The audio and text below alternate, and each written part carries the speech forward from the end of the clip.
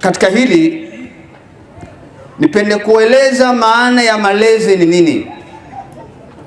Upo uwezekano tunafahamu, upo uwezekano tunajua, lakini kila mmoja ajuavyo ndivyo maana halisi inayolengwa. Tafsiri walioitoa baadhi ya wanawazuoni kwamba ni tarbiyatul auladi ala manhaji lislami shay'an fa shay'a, kwamba malezi, tunapozungumzia malezi, tafsiri ya haya maneno ni kulenga katika kuwajenga na kuwalea watoto katika hali ya utaratibu mno, na wala si jambo la haraka mno. Ni jambo ambalo linaenda kwa hatua, lakini unalenga kumjenga mtoto katika misingi ya Uislamu. Wapo ambao wanatumaini ya kwamba eti malezi ni jambo la mara moja, sawasawa na yule ambaye anachukua flashi, anaenda kwa mtu, anaenda kumuingizia mawaidha au Qur'ani, mara moja akawa amejaza flashi yake na akaenda kunufaika naye. Kamwe malezi hayana mfumo wa aina hiyo. Malezi yanaenda kwa taratibu. Ni vigumu leo mtoto wako unamtaka leo umjenge na wakati huo huo awe afanane na Abu Bakar Siddiq radhiyallahu ta'ala anhu. Haitawezekana.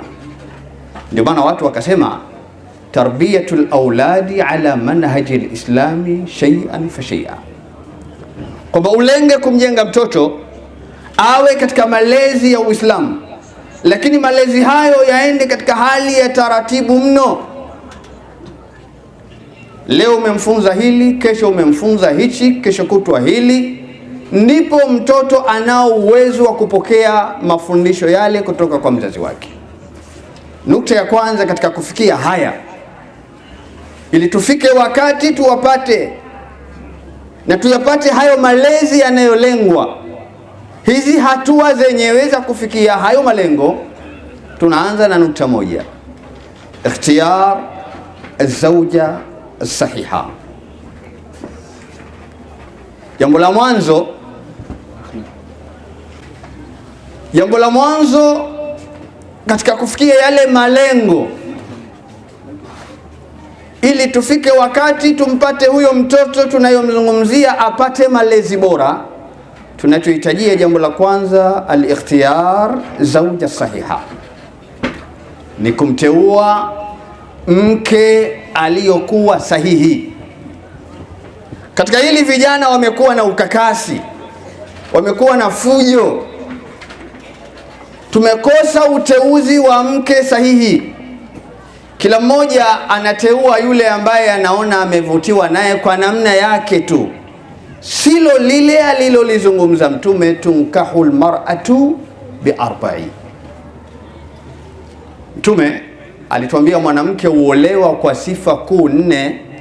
Katika zile 4 kuna uzuri, kuna cheo, kuna nafasi, kuna ukoo wake upoje, lakini akalisisitiza, akaliwekea ajenda maalum, fadhfar bidhati din tarbati yadak, atafutwe mwenye dini, ndiyo mwenye kufaa.